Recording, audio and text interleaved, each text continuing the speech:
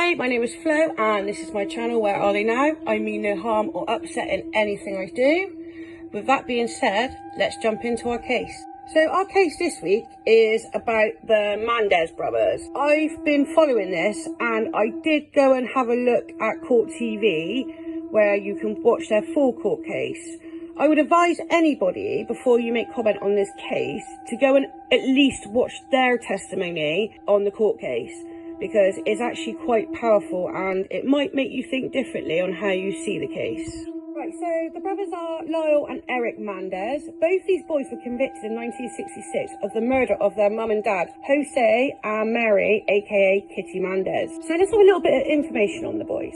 So Lyle was born January 10th, 1968 from New York City. He uses his middle name as his actual name is actually Joseph. Lyle was extremely good at tennis and most sports, to be honest. Lyle has brown hair, brown eyes. He's 5'10" tall. He's married to a lady called Rebecca Sneed, who started out as his pen pal, and then they've taken the relationship to the next level. However, when they see each other, they're only allowed to hold hands, and they are allowed to have a little smooch before she leaves the jail. Our next brother is Eric Menendez, born 27th, 1970 in New Jersey.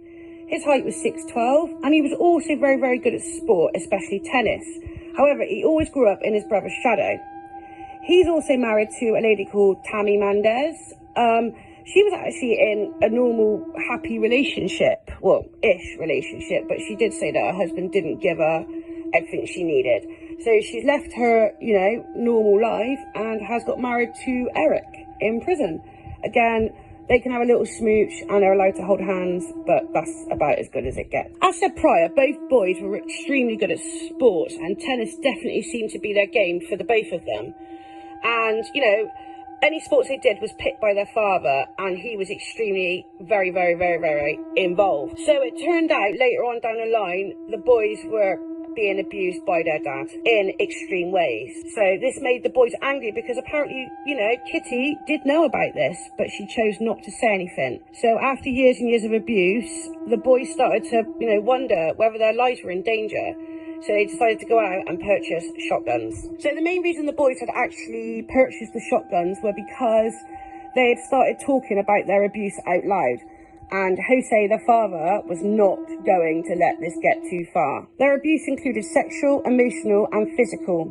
Some people seem to think that the boys were doing this to inherit the multi-million-dollar estate. However, at that point, the boys had thought they'd been written out of their father's will, so I'm not sure the motive was actually with money. On to the shooting. The parents are in their, room that they watch their films in, and both boys burst through the door, shooting.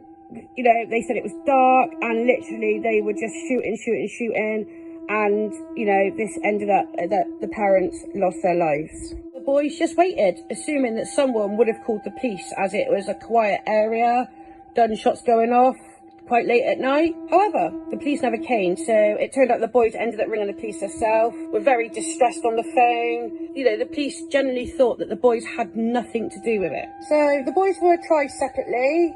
There was loads of people that testified, and obviously the boys testified, and their testimony was really, really, really sad, actually.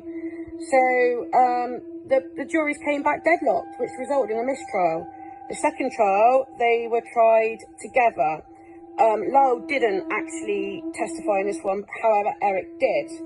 And both boys, at the end of this, were sentenced to life without parole. So where are they now? Lyle is 55, Eric is 52 years old.